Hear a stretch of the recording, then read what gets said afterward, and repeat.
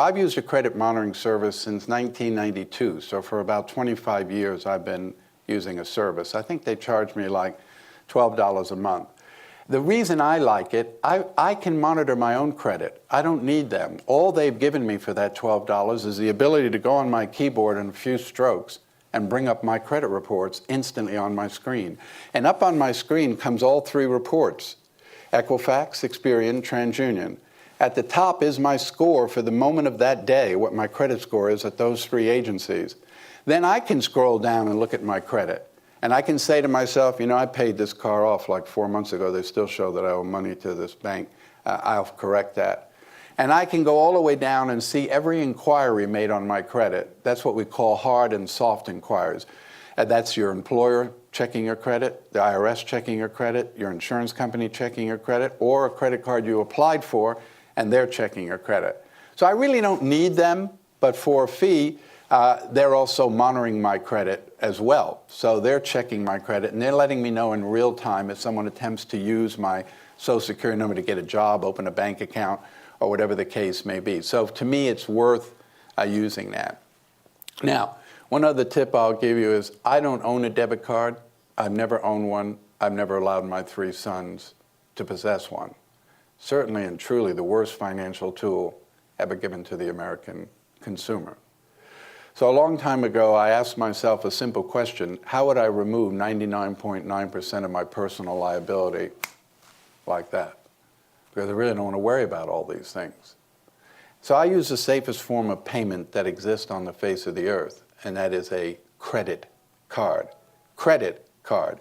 Visa, MasterCard, American Express, Discover card. Not debit credit, but credit card.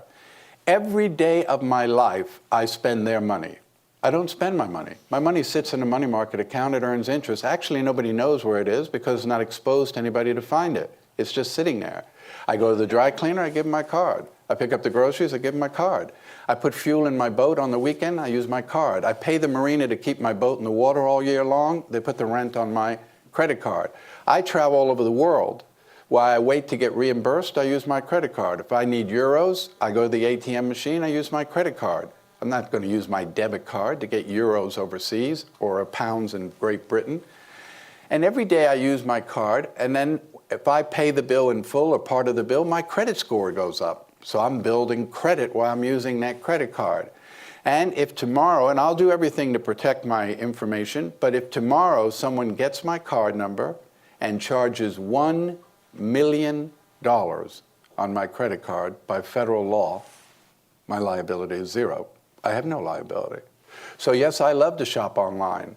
I don't use a special card, I just use my credit card. If they don't deliver the merchandise, if they deliver it and it's broken, if the host site I went to was fictitious to begin with, I have zero liability. When you use your debit card, every time you reach for it, you're exposing the money in your account. The only person who's going to get robbed is you. When you use your debit card, you could use it for the next 50 years, 20 times a day. You will not raise your credit score by that much. And of course, when you use your debit card, you are liable up to a certain amount, and it takes a while in order to get that debit card fixed. So when we do post-investigations at breaches, and we say to someone, on your incident, what happened? Well, I was in Target, but I used a Visa card, so I don't know, nothing. They canceled my card the next day. 2 days later, FedEx sent me a new card, and that was the last I heard about it. What about you? And I used a debit card there that took $3,000 out of my checking account. It took me 2 months to get my money back while they said they were investigating. I had to pay my rent, had kids' tuition, everything. I couldn't pay it because they had my money. So I do it for that. So I had 3 sons that went off to college, and I said to them, I'm not giving you a debit card. I've actually applied for a credit card in your name. So it's your card. Of course, you're 18, you have no credit, so I guaranteed the card. So as a guarantor of the card, 3 things take place. 1, the bill comes to me and I'm responsible for the bill. So if you spend a lot of time in the bar, I'm going to know that. 2, I set the limit on the card. So whatever I want you to spend each month, just while you're at school, I'll set that limit.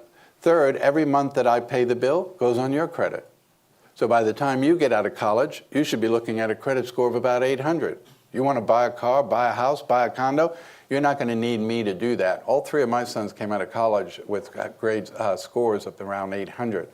One of the best things you can do for your kids is to teach them to learn to use credit early on and build credit in their name.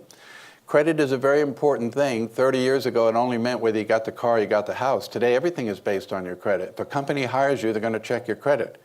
If you buy auto insurance, they're going to check your credit. You buy life insurance, they're going to check your credit. Everything is based on your credit, so you want to make sure that you maintain a good credit. And it's one of the best things you can do with your kids. Question?